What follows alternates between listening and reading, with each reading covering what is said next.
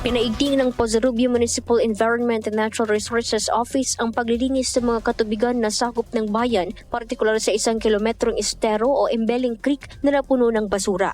Sa sinagawang clean-up drive ng iba't ibang tanggapan, nakakolekta ng tinatayang 900 kilos ng basura sa estero sa Barangay Poblasyon 1 na umaagos sa karating na barangay ng Kablong, Imbalbalatong, Malasin at Tulnak.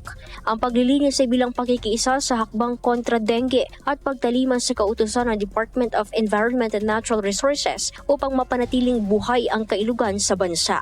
Hinimok naman ang tanggapan ng mga residente na maging eco-warrior sa pagpapanatili ng kalinisan at tungo sa kalusugan ng mga residente.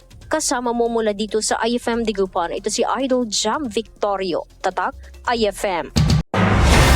IFM News. IFM News. IFM News.